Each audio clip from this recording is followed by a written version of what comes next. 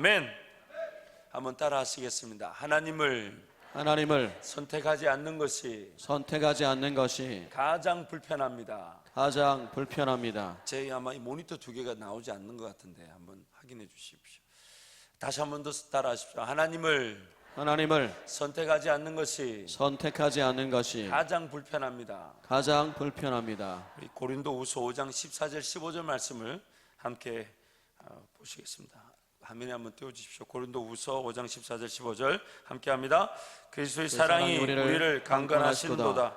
우리가 생각하건대 한 사람이 모든 사람을 대신하여 죽었은즉 모든 사람이 죽은 것이라. 그가 모든 사람을 대신하여 죽으심은 살아있는 자들로 하여금 다시는 그들 자신을 위하여 살지 않고 오직 그들을 대신하여 죽었다가 다시 살아나신 이를 위하여 살게 하려 함이라. 아멘. 베드로전서 4장 1절 2절도 함께 하겠습니다. 시작. 그리스도께서 이미 육체의 고난을 받으셨으니 너희도 같은 마음으로 갑옷을 입으라. 이는 육체의 고난을 받은 자는 죄를 그쳤음이니 그로 다시 사람의 정욕을 따르지 않고 하나님의 뜻을 따라 육체의 남은 때를 살게 하려 함이라. 아멘. 데살로니가전서 5장 9절 10절도 함께 가겠습니다. 하나님이 우리를 세우심은 노하심에 이르게 하심이 아니요 오직 우리 주 예수 그리스도로 말미암아 구원을 받게 하시리라. 예수께서 우리를 위하여 죽으사 우리로 하여금 깨어있든지 자든지 자기와 함께 살게 하려 하셨느니라. 아멘.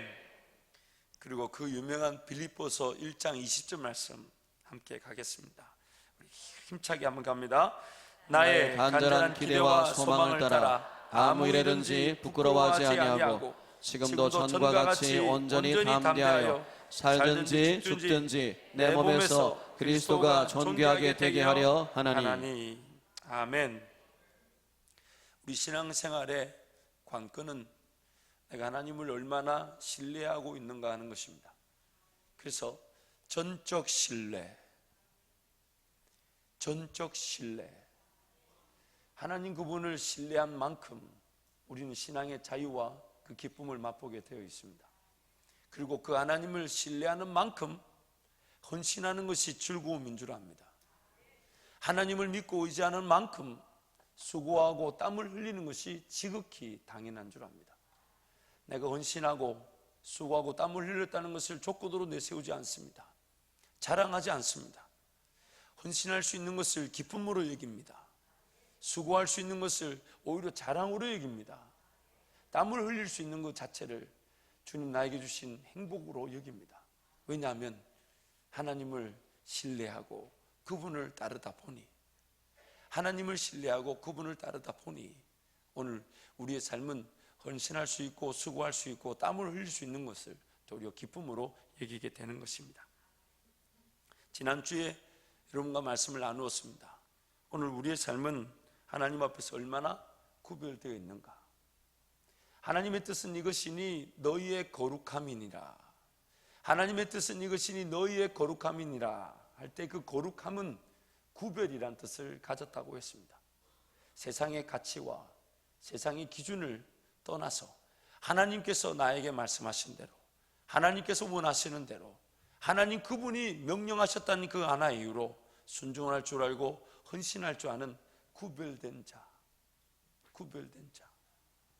그래서 결국 그 거룩함은 하나님 앞에서 더 구별된 자를 뜻하는 것이고, 그 구별된 자가 살아가는 삶은 산 제사가 되어서 하나님께 영광이 되는 것입니다.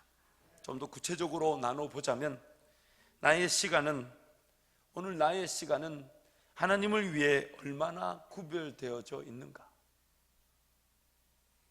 오늘 나의 시간은 하나님 그분으로 인해 얼마나 구별되어져 있는가. 구별된 시간을 중심으로 삶이 사용되어지고 있는가. 또한 나의 물질은 하나님 보시기에 얼마나 구별되어 있는가. 구별된 물질이 하나님 위해서 얼마나 쓰여지고 있는가. 이것이 오늘 우리 삶의 관건입니다. 그래서 말라기서 1장 7절에서 10절 말씀을 함께 가겠습니다. 함께 합니다. 너희가 더러운 떡을 나의 제단에 드리고도 말하기를 우리가 어떻게 주를 더럽게 하였나이까 하는도다. 이는 너희가 여호와의 식탁은 경멸히 여길 것이라 말하기 때문이라. 만군의 여호와가 이르노라.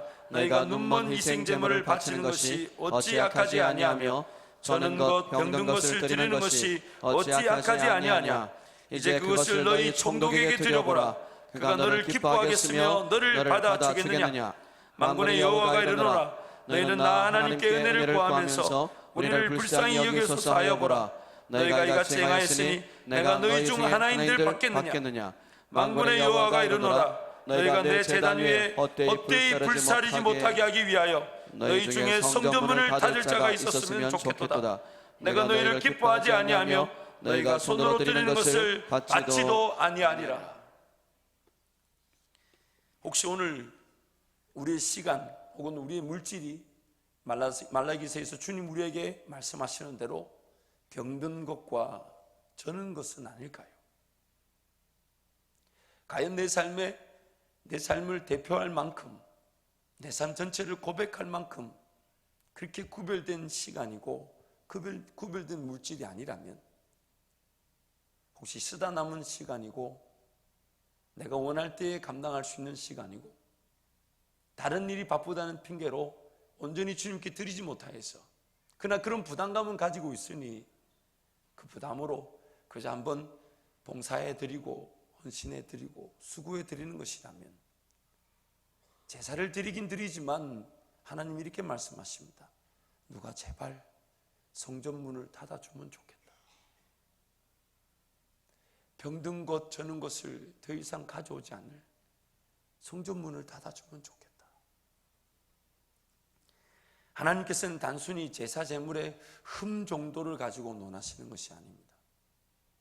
우리가 드리는 그 시간과 물질에 흠이 있고 없고 그 정도를 묻는 수준이 아니십니다.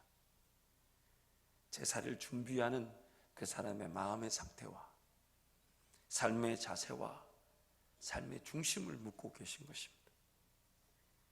드리고 안 드리고의 그 차원을 넘어서는 정말 그 사람의 예배를 보고 그 사람의 기도를 보고 그 사람의 찬송을 볼 때에 그 사람의 삶을 엿볼 만큼 그 뜨거운 마음으로 주님을 향한 열정을 보이고 있는가? 정말 그 주님을 향한 그의 사랑이 표현되고 있는가? 어쩔 수 없이, 아니 인정하지 않으면 안 될 것 같은 그 불안함으로 달려나온 것은 아닌지 자신을 뒤돌아보면서 전적으로 주님을 신뢰하고 전적으로 주님만을 바라보면서, 그래서 주님께 맡겨진 시간인 듯이 주님께 드리는 것이 더 기쁜 물질인 듯이 그렇게 구별하고 있는가? 단순히 10의 하나를 하나님께 드려서 이 땅에서 복을 받고자 하는 소극적 차원에서의 그 2차적인 은혜의 수준을 넘어서서 모든 물질이 하나님께로부터 와서 하나님의 영광을 위해 사용되어지는 것이니 하나님께서 물질의 주인 되심을 고백하는 예물인지, 모든 물질이 하나님께로부터 왔으니 하나님 그분께 더 내어드리는 것이 기쁨이 되고 자랑이 되고, 하나님이 나에게 주셨으나 내 손에서 관리되는 것보다 하나님께 관리되는 것이 더 낫습니다라고, 하나님 이 물질의 주인은 하나님이십니다라고 그렇게 드려지고 있는 예물이라면 하나님은 항상 그 예물을 기쁘게 받아주실 것입니다. 하나님 앞에서 그 누구도 얼마나 가졌다, 내가 일을 할 수 있다 자부할 수 있는 사람은 없습니다. 감히 하나님 앞에서 내가 얼마나 가졌으니 이것으로 내가 일을 하겠다라고 자랑할 수 있는 사람은 없습니다. 그가 얼마나 가졌던 그 가진 것이 하나님께 얼마나 되겠습니까? 얼마나 세상의 모든 걸 가졌다 해도 하나님 이렇게 말씀하십니다. 금도 내 것이고 은도 내 것이고 이 세상 모든 것이 하나님의 것인데, 과연 감히 누가 자기 손에 얼마를 가졌으니 이것이 하나님께 영광이 되고 일이 되겠냐라고 자신 있게 자랑할 사람은 아무도 없습니다. 또한 형편이 어렵다, 힘들다, 내가 물질이 없어서 일 못한다, 드리지 못한다라고 말도 못합니다. 주님은 가부의 두렙돈을 더 귀하게 보셨습니다. 나에게 지금 형편이 없으니, 어려우니, 힘드니 드릴 것이 없다라고 말할 수 있는 사람은 없습니다. 그렇다면 그 사람은 이 땅의 삶이 끝이 나고 주님께 가야만 합니다. 그러나 이 땅의 호흡을 이 땅에 여전히 호흡이 남아있고 주님 앞에 삶을 살아가고 있다면 주님이 이미 그에게 하나님 나라를 위해 심을 수 있는 은혜와 먹을 것, 마실 것, 입을 것을 주신 은혜가 주어져 있습니다. 그래서 없다, 힘들다, 어렵다, 드리지 못한다라고 말할 수 있는 사람도 없습니다. 단순히 주일 하루를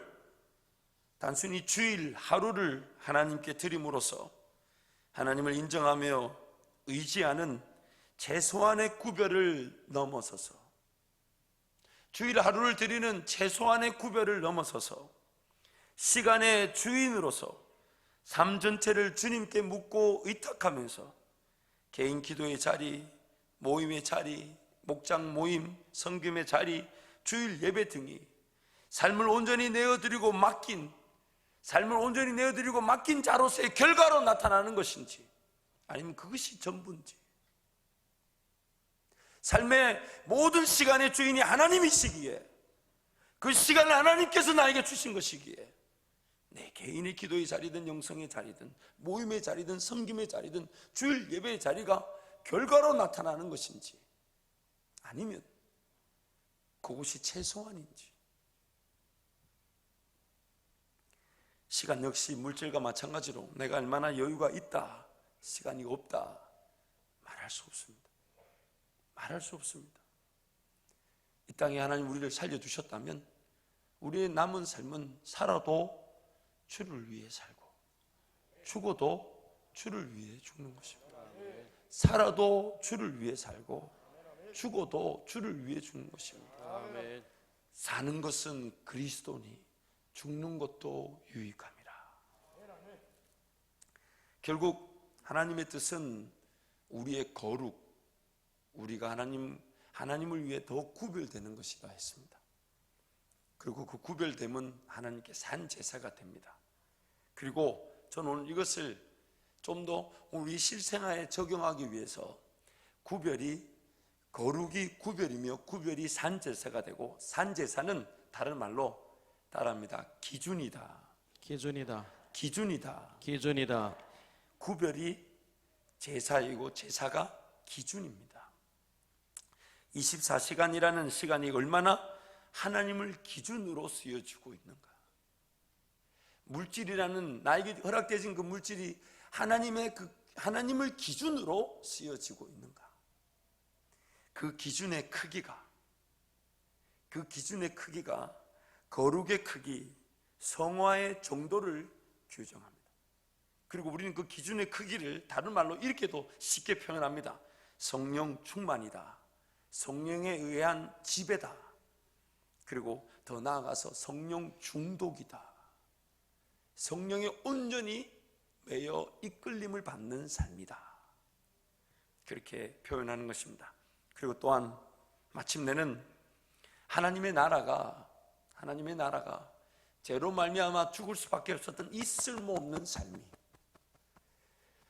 죄로 말미암아 전혀 가치가 없던 이 쓸모없는 삶이 가만히 내버려 두었으면 그 시간이든 물질이든 어떤 것이든 아무런 가치 없이 쓰여지고 말고 버려지고 말았을 그 모든 삶들이, 이 삶들이 하나님의 나라답게 바뀌어져 가고 회복되어져 가고, 전혀 엉뚱한 열매를 맺고 있던 마치 썩어 빠진 문드러진 가치 없는 존재가 하나님 나라 그 은혜를 맛보고 드러내고 그것으로 영광을 돌리게 되더라는 것입니다. 그래서 죄로 말미암아 어두워진 영역이 하나님이라는 그 분명한 기준을 두고 빛의 영역으로, 그리고 기어이 하나님 나라 복음을 전파하는 그 은혜의 영역으로 확산되는 것입니다. 그래서 성경은 기준이 분명하지 않으면 여러 가지 비유로 기준이 분명하지 않은 삶에 대해서 표현하고 있습니다. 기준이 분명하지 않으면 첫 번째 시편 1편 4절 말씀 함께 갑니다. 시작. 악인들은 그렇지 아니하며 오직 바람에 나는 겨와 같도다. 겉모습만 봤을 때는 안에 뭐가 들었는지 알 수 없지만 바람이 불면 안에 내용물이 없는, 기준이 없는 삶은 휩쓸리고 맙니다.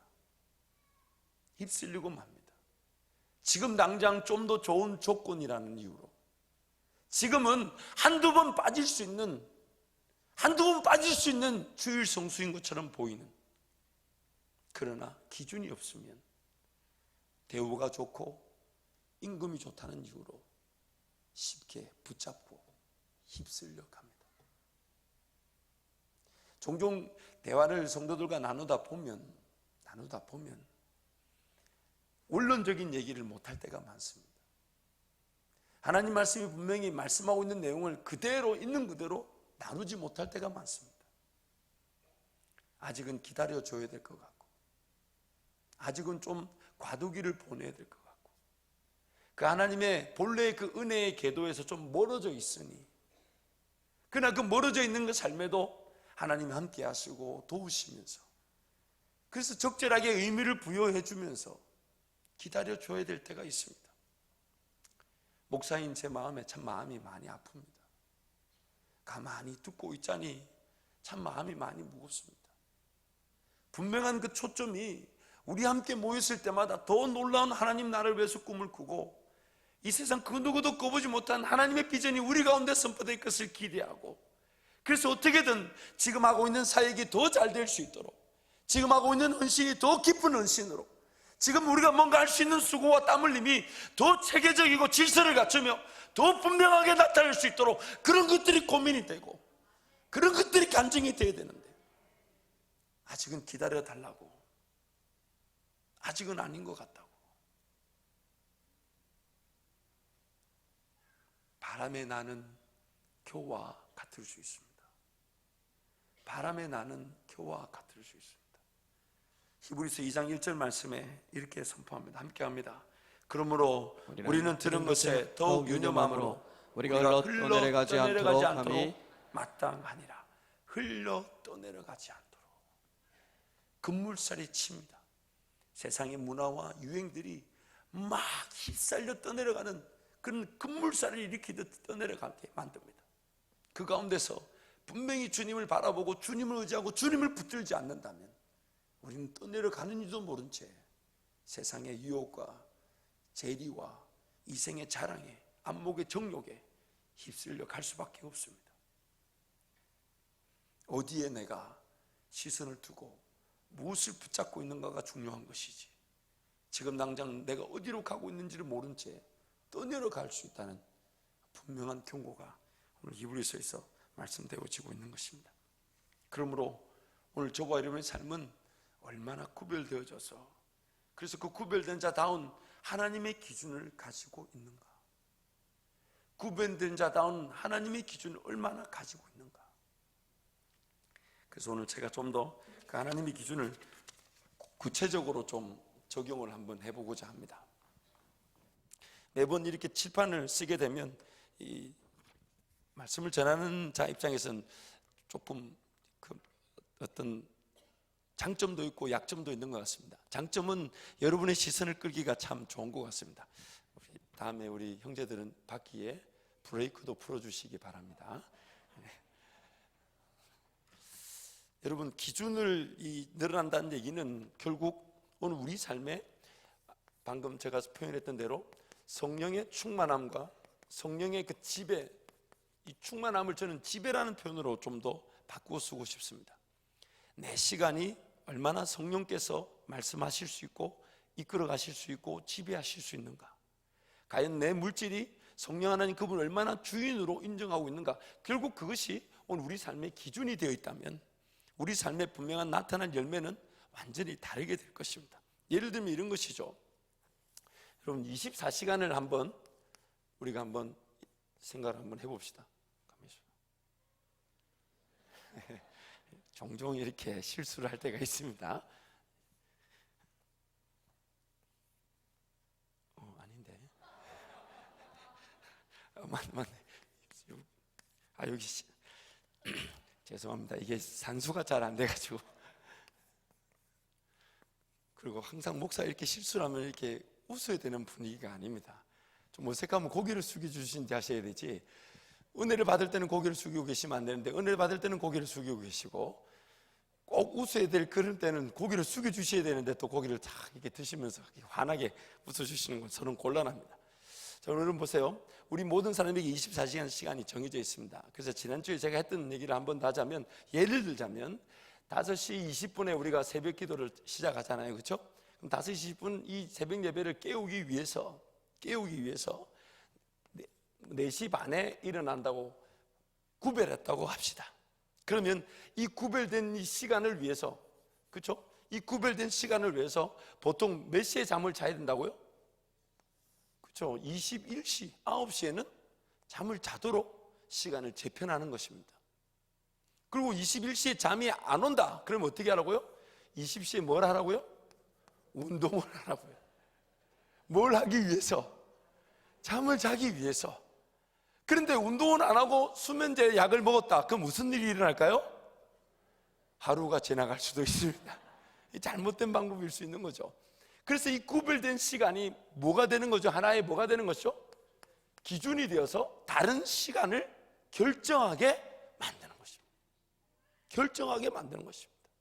그렇게 이렇게 지금 삶을 살아가다가 또 어느 날 좀 더 하나님 앞에 시간을 구별한다고 칩시다. 이 새벽 예배만 드리고 살아갈 수는 없잖아요. 그렇지 않습니까? 그러면 저녁 예배를 한번 계획해 본다고 합시다. 그러면 저녁 예배를 한 19시 이 저녁 예배를 구별한다고 칩시다. 그러면 이 시간은 구별된 시간으로 이미 들어졌으니 어느 정도 자리를 잡았다 보고 이 저녁 예배를 위해서 어떻게 할 것인가 또 계획을 하는 거죠. 그래서 일단은 일주일에 한 번 정도는 가족들이 모이는 시간을 짜서 한 번부터 시작해보자. 그리고 어느 자리를 잡으면 일주일에 2번으로 가보자. 잡으면 3일로 가보자. 그러다가 매일 드릴 수 있는 예배가 될 수 있도록 이것 자체가 뭐가 되는 겁니까? 구별이 돼서 뭐가 되는 거죠? 또 하나의 삶의 기준이 되는 거죠. 기준이 되는 거죠. 그래서 여러분 점점 이제 이 기준이, 그래서 여러분 우리란 이 육체, 이 영혼육을 가진 사람은요 항상 4단계의 이 어떤 형태를 가지게 됩니다. 그게 뭐냐면 첫 번째, 항상 뭔가 도전이 일어날 수 있는 학습의 단계가 있죠. 그리고 학습의 단계를 넘어서면 그 다음 단계는 이 학습이 뭐가 되냐면 습관이 됩니다. 그렇죠? 습관이 됩니다. 근데 이 습관까지만 해도 어떤 타의에 의한, 즉 해야 된다, 필요하다, 이거는 필요하다, 이런 자기 강요가 많이 일어나죠. 그러나 이 학습과 습관이 나중에는 어디까지 가게 되냐면 하나의 문화가 되어버립니다. 그냥 하는 거예요. 자기도 모르게 그냥 하는 거예요. 왜요? 왜 하냐 물어보지 않아도 그냥 합니다. 왜요? 이거는 내 삶에 나를 지배하는 그 원리를 넘어선 차원의 하나의 문화가 되어버리는 거죠. 그러나 성경은 여기까지 얘기하지 않습니다. 한 단계 더 얘기합니다. 성경은 뭐라고 얘기하냐면 꼭 중독이 나쁜 말만 있는 게 아니죠. 보라 내가 성령에 매여라고 말할 때에 사도 바울은 성령의 중독에까지 얘기합니다. 이 중독의 수준에 가야 우리가 믿음을 논할 수 있고 그 역사를 논할 수가 있습니다. 왜냐하면 이 지식과 경험의 한계를 넘어서는 철저한 인도하심이 이 중독에서부터 일어납니다. 모든 성령의 열매는 우리가 생각하고 예상하는 데서 나타나지 않습니다. 왜냐하면 믿음의 역사이기 때문에. 믿음의 역사는 말은 보이는 일입니까? 보이지 않는 일입니까? 보이지 않는 일. 보이지 않는 일을 우리 문화적인 수준에서 맛볼 수가 없죠. 어느 순간 기도하다가 전혀 생각지 못한 일이 생각나게 하실 때가 있고, 그것을 붙들고 기도할 때가 있고, 그것이 나타났을 때는 우리 모두 이구동성하는 말이 뭡니까? 이것은 내가 한 것이 아닙니다. 어느 날 기도하다가 주님 나에게 알려주셔서 긴가민가한 마음으로 명령하고 선포하고, 그래서 기다렸을 뿐인데 주님 기어이 이루셨다고. 그때 우리의 그 발걸음을 설명할 수 있는 것은 학습이나 습관이나 문화의 수준이 아니죠. 뭡니까? 완전히 메인 중독의 수준이죠. 완전히 메인 중독의 수준이죠. 이 중독의 수준은요 자신의 육신의 한계까지도 넘었습니다. 죄송한 표현입니다만 좀 더 쉽게 설명하기 위해서 마약 중독자들에게 얘기를 들어보면요, 마약 중독자들은 자기가 자기 팔에 마약이라는 그 주사기를 들이대면서 머리로는 마약을 안 하고 있다고 생각하고 있어요. 분명히 자기 몸은 마약을 취하고 있는데 자기 머릿속에는 마약을 안 하고 있다고 여깁니다. 무엇입니까? 육신이 정신을 이겨버리는 것. 육신이 정신을 이겨버리는 것입니다. 그것을 중독이라고 얘기해요. 중독이라고 얘기해요. 가끔씩 어떤 권사님들 그런 고백을 그렇게 하십니다. 분명히 집에서 잠을 잔다고 잤는데 눈을 떠보니까 예배당에서 기도하고 있더라는 거예요.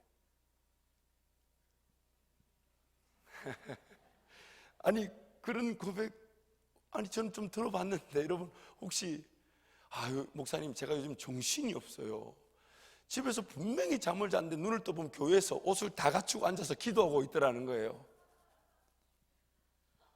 아니 저는 지금 좋은 쪽으로 얘기하고 있는데 이렇게 다들 이상한 쪽으로 해석을 하시는 것 같아서. 여러분 중독이란 말이 뭘까요? 정말 내가 성령 하나님의 음성에 귀를 기울이고 성령 하나님을 쫓아가다 보니까 정말 내 인간적인 생각과 이성과 경험으로는 도저히 따라갈 길이 아닌데, 자꾸 이 마음에 이 결코 거부할 수 없는 뭔가의 이끌림, 결코 내가 부인할 수 없는 뭔가의 강한 손길, 거기서 끌려가다 보니까 다른 사람들은 아무도 이해하지 못하죠. 저걸 저렇게 하면 안 되는데, 저걸 저렇게 하면 안 되는데. 근데 그 사람은 하나님 그분과의 관계 때문에 무조건 해야 합니다. 만약에 그런 이끌림이 없었다면 오늘 우리 교회가 이만큼까지 왔을까요? 우리 목사님이 기도하시면서 그런 이끌림에 순종하지 않았다면 목사님의 간증을 들어보신 우리 모두가 판단하는 그 제목이 뭡니까? 학습과 습관 문 안에 우리 지성 안에 이성 안에 있는 한계에서 일하신 역사가 아니죠. 전혀 뜻밖의. 그래서 결국 이 중독의 삶은 결국 영적 각성도와 함께 하게 됩니다. 내가 얼마나 깨어있는가, 시간 어느 정도 시간을 구별하여 드리는 것도 중요하지만 그 시간을 중심으로 살아가는 것도 중요하지만 그 시간이 점점 기준이 늘어가는 삶,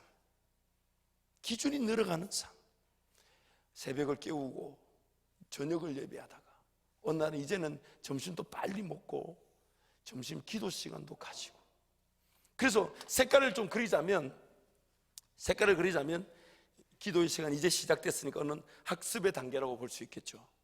저녁 예배 시간은 이제 어느 정도 학습의 단계를 지나서 이제 습관이 되어 가려고 할 수 있겠죠. 이 아침 예배 시간은 중독이라고.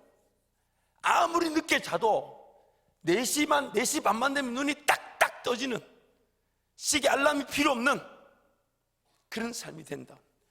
우리 삶 가운데 이런 기준들이 점점 이제 늘어나게 될 것입니다. 하나님께 더 구별하고 나중에는 새벽 2시도 깨우고 3시도 깨우고 점점 기준이 늘어가는 것이죠. 그러므로 이 기준이 늘어가는 이 순간 결국 우리 삶은 누구에게 더 구별이 되는 것입니까? 하나님께.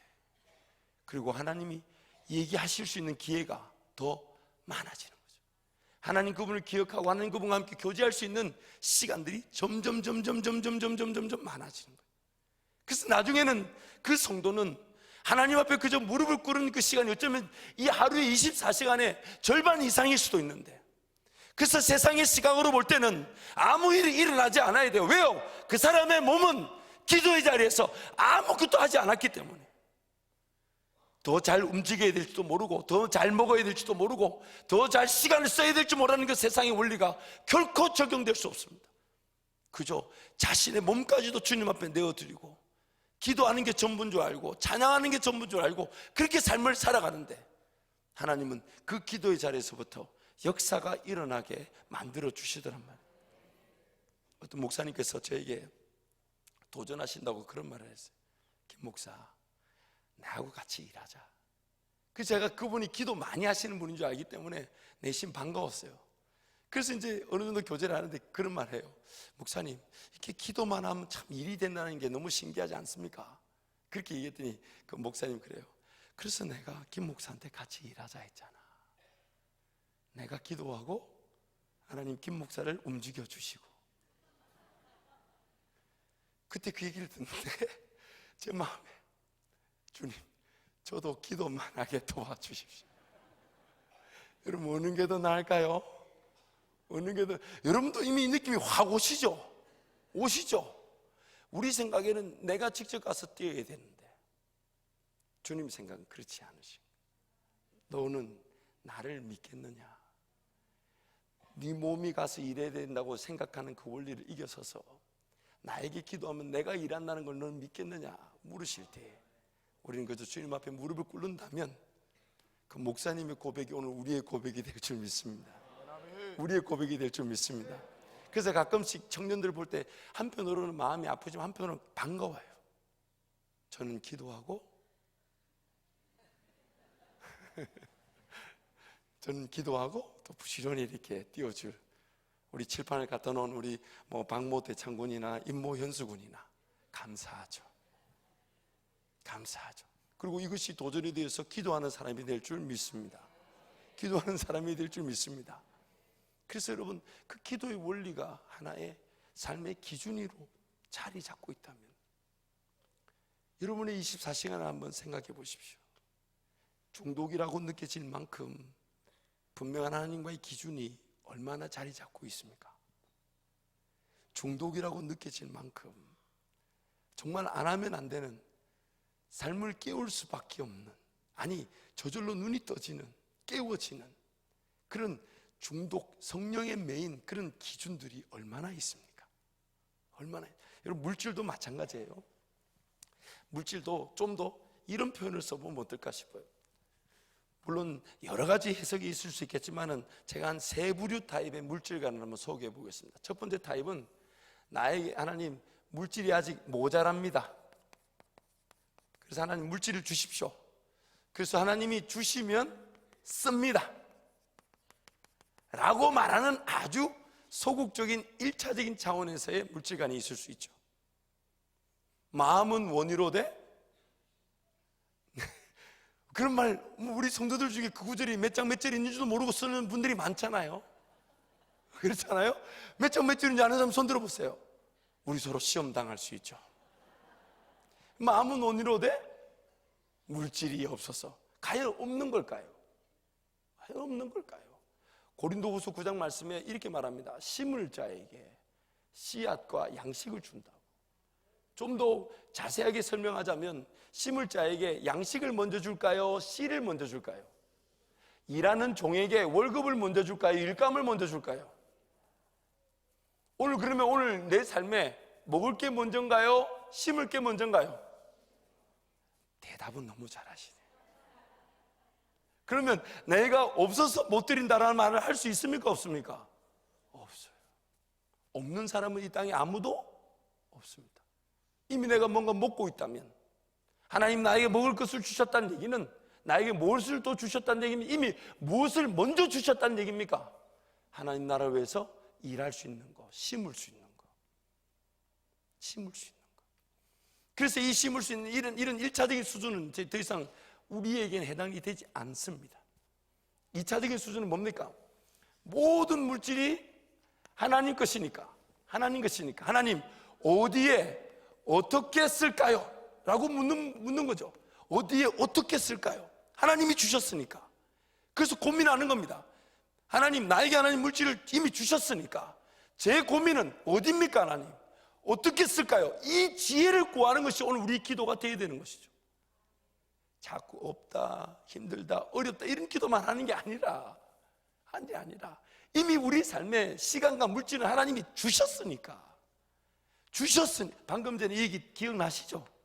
주셨으니까. 그렇다면 오늘 우리의 기도 제목은 뭘 더 달라는 것이 아니라 이미 주신 물질을 어디에 어떻게 쓸까요를 물어야 되는 것이죠. 그리고 세 번째,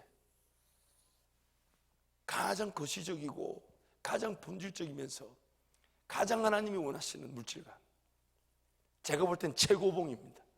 그것은 하나님, 저에게는 요만큼밖에 없지만, 제가 가진 물질은 요거밖에 없지만 하나님 나라의 어마어마한 이 역사, 예를 들면 나는 지금 100밖에 없는데 하나님 나라의 역사에는 많이 필요하다. 그러면 하나님, 나에게는 100밖에 없지만은 이걸 내어 드릴 테니 이것을 시작으로 해서 하나님 역사를 보게 해 주옵소서. 하나님 역사를 보게 해 주옵소서. 그래서 우리가 그런 기도를 하는 거죠. 하나님, 내 능력과 내 실력에 맞추지 마시고, 내 능력과 내 실력에 하나님 나라 일을 정하지 마시고, 하나님 나라 그 목적과 분명한 뜻에 따라 하나님의 신뢰에 따라 저를 사용하여 주옵소서. 저를 사용하여 주옵소서. 제 형편은 요거밖에 안 되지만은 제가 드릴 수 있는 건 어쩌면 물고기 2마리와 보리떡 5개지만 그것이 주님 손에 맡겨지면 5,000명을 먹이고도 남는 역사가 될 것이니 하나님, 제 거부터 먼저 드립니다. 제 거부터 드리니 하나님의 이 귀한 역사, 제가 볼 때는 제 평생을 벌어도 부족할 물질이지만 평생 한번 만져보지 못할 수준일지 몰라도 제 있는 것부터 헌신합니다. 그리고 이 일을 통해서 하나님께 역사를 분명히 이루실 것을 믿습니다. 제 실력과 제 능력에 하나님 나라 일을 맞추지 마시고 하나님 나라 그 실력과 능력에 저를 사용하여 주옵소서. 그것이 바로 우리가 추구하는 물질관이 되는 것입니다. 우리가 추구하는 물질. 그래서 얼마가 있다 없다를 따져 묻지 않습니다. 내가 지금 내 것을 먼저 드릴 수 있고 자원할 수 있다는 것이 기쁨이죠. 하나님 나에게 안 주셨으니 하나님 주셔야 합니다 라는 그런 어리석은 세상에 묶인 삶의 자세가 아니라 우리의 모든 기도는 어디서 어떻게 쓰여지며 또한 그 수준을 넘어서서 하나님의 실력과 하나님의 능력에 맞는 그 일을 제가 보게 하시고 내가 가진 시간과 내가 가진 물질의 그 한계점에 안에서만 하나님의 일을 할 것을 그냥 착각하지 않게 하시고 하나님의 그 거시적인 나라, 그 나라를 보며 그 필요에 동감하며 철저하게 모자라고 부족한 내 것에서부터 하나님의 역사가 시작될 것을 기대하는 마음으로 저부터 헌신하게 하시고 저부터 덤벼들게 하시고 말 없이 주님 앞에 다가 내어놓는, 누가 뭐라 해도 내 주님 앞에 나의 모든 전부를 내어드릴 수 있는 그런 깨어있는 사람이 되게 하여 주옵소서. 그것이 오늘 우리의 기도가 되어야 되는 것입니다. 그러므로 점점점 삶의 시간과 이 물질이라는 것에서 우리 기준이 늘어나면 늘어날수록 점점점 이 기준은 주도권을 정하게 됩니다. 삶의 주도권이 이 기준의 양과 기준의 크기를 볼 때 삶의 주도권이 나에게 있는지 하나님께 있는지, 그 사람의 성도에 살아가는 시간과 물질, 그 물질 안에 있는 그 사람이 정한 기준을 보면, 그 사람이 정한 기준을 보면 그 기준을 통해 삶의 주도권이 누군지를 분명히 알 수가 있습니다. 어렵고 힘들다, 얼마를 가졌다, 없다, 있다, 없다, 그런 수준이 아니죠. 여러분, 종종 이제 그런 얘기를 들어요. 목사님, 제가 이쪽에 시간이나 물질을 들으며 헌신하고 있는데 이 사역이 더 대단해 보입니다. 그래서 여기 있는 시간과 물질을 제가 이쪽으로 옮기려고 합니다. 그래서 제가 얘기합니다. 주님, 너에게 더 귀한 걸 보여주신 것은 너무 귀한 일인데 이쪽에 하던 헌신을 이쪽으로 옮긴다. 옮기라고 주님이 보여주신 거겠냐? 옮기라고 주님이 보여주신 거겠냐? 주님 뜻은 뭐겠습니까? 지금 이 일을 헌신하는 것도 나에게는 최선일 수 있지만 뭔가 새로운, 그러나 분명한 당위성과 필요성이 있는 사역을 보여주셨을 때에는 그 일을 위해서 먼저 기도하게 하실 것이고 그게 필요한 것들을 주님이 나를 통해 채우시려는 시작점인데 우리 생각에는 내가 지금 이거 하고 있는데 이걸 어떻게 하겠냐고, 그러나 이게 더 좋아 보이니까 이거 철회하고 이쪽으로, 그렇게 우리는 자꾸만 시간과 물질을 옮겨 다니려고 합니다. 결국 매번 내 가진 시간과 물질이라는 그 한계 틀을 넘어서지 못하고, 그러나 그 한계 틀 안에서 내가 더 하고 싶고 내 눈에 더 좋아 보이고 내 눈에 더 분명히 하면 열매가 더 많아 보일 것 같은 그런 데로만 자꾸만, 이런 표현을 써서 죄송합니다, 갈아타려고 하는 그런 욕심들이 우리 가운데 있을 수 있더라는 겁니다.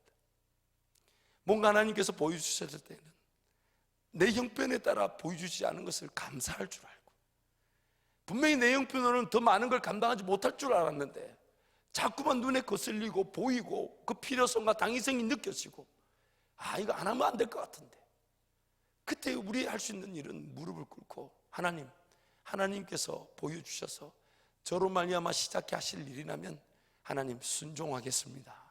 순종하겠습니다. 그 기도에서부터 하나님은 시간이든 물질이든 채워가실 줄 저는 확신합니다. 확신합니다. 확신합니다. 그러므로 오늘 저와 여러분의 삶이 이 시간과 물질의 개념 안에서 구별되길 바랍니다.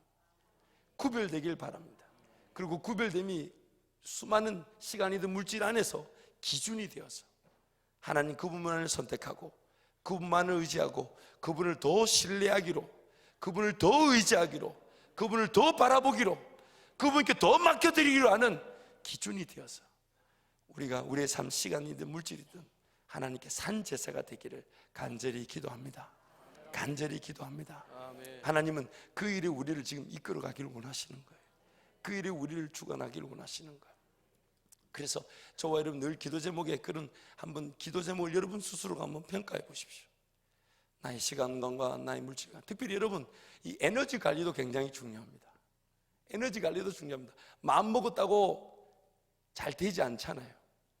왜냐하면 이 몸이라는 존재도 호락호락하지 않습니다. 왜 우리가 좁니까? 왜 우리가 좁니까? 집에 가서 편안하게 자면 될 텐데 왜 굳이 와서 졸까요? 마음은 마음은 원이로되 에너지 관리하지 않은 몸은 약해서. 그래서 미리 에너지를 관리하는 거죠. 짬만 되면, 시간만 되면. 그래서 금요철에 와서 이 기도 시간, 말씀 시간, 찬양 시간 놓치지 않으려고 저녁 먹기 전에 잠깐 20분이라도 30분이라도 자려고 계획하고. 그게 구별이죠. 더 나은, 더 깊은, 더 분명한 예배를, 하나님의 임재를 사모하는 마음으로 더 잘, 이 에너지도 관리해야 되니까. 여러분, 이 몸은요, 음식을 먹으면 깨어나게 되어 있습니다. 그러나 이 뇌는 잠을 자야만이 깨어나게 되어 있습니다. 그래서 세상 리더십에서는 그들의 이제 임상이나 병리 결과를 바탕으로 반드시 낮잠을 자는 것을 권유합니다. 새벽에 일찍 일어날 것을 추천하고요. 새벽에 일찍 일어나서 7시간, 8시간을 보낸 점심시간에 한 40분, 최대 40분까지 오침을 자라고 얘기합니다. 그리고 오침을 자면 뇌가 깨어나고, 그리고 식사를 하고 또 하루를, 오후를 살면 또 7시간, 8시간을 갈 수 있다는 거예요.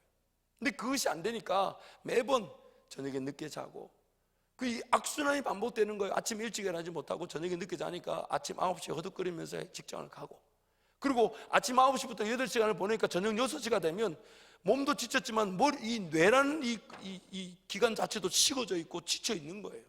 그러니 그때부터 그냥 밥을 먹고 쉬고 자야 되는데, 밥을 먹으면 또 몸은 깨어나니까.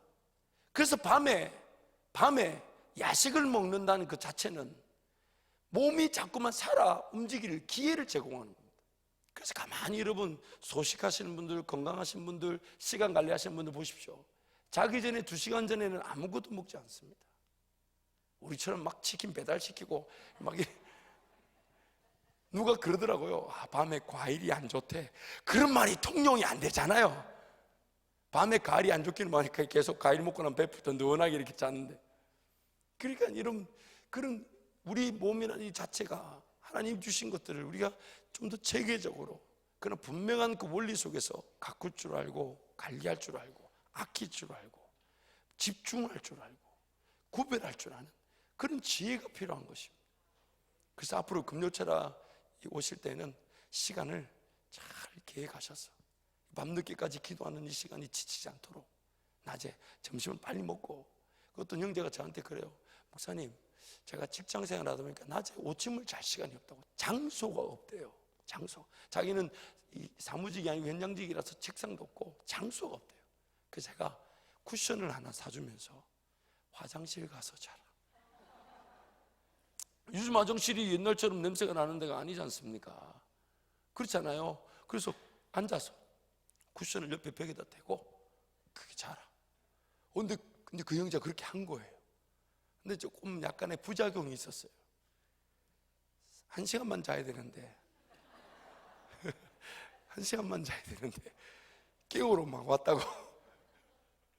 여러분, 뭔가 우리가 지혜가 필요하고, 뭔가 하나님 은혜를 구하면서 우리 자신들을 계획하면서 그 계획 자체가 구별이 되고, 그 구별된 삶이 결국 하나님 중심의 기준이 되어서, 그래서 하나님이 더 우리 삶의 분명한 주인으로 인정되어지고 고백되어진다면 머지않은 그날 우리도 모세처럼 하나님을 대면하여 보듯, 그래 하나님이 막 보여주고 싶어 하시고. 여러분, 하나님과 깊은 대화를 했던 사람들 보십시오. 모세가 하나님의 등을 보지 않습니까? 지금 하나님 우리에게 등 보여주시면 우리 어떻게 될 것 같습니까? 롯의 처녀와 같이 소금 기둥이 되었을지도 모릅니다. 그래서 못 보여주신, 여러분 다니엘 보십시오. 하루 3번 창문을 열고 기도하던 그에게 하나님 특별히 뭘로 함께 하셨습니까? 다른 친구들에게 없는 그 이상으로 예수님의 초림과 재림을 원하는 환상을 보여주시면서 말씀해 주고 싶어 하시고, 더 밝히 드러내어 주고 싶어 하시고, 더 깊고 은밀한 걸 말씀해 주고 싶어 하시고, 더 위대한 일을 꿈꾸게 하시고, 더 하나님이 하나님 되시는 그 일을 보게 만들어 주시고 싶어 하시는데, 그러면 이제부터 우리의 시간이, 우리의 물질이, 우리의 삶이 하나님 그분을 중심으로, 하나님 그분을 기준으로 삼고 시간이 재편되고 물질이 재편되기를 간절히 기도합니다. 이 시간 한번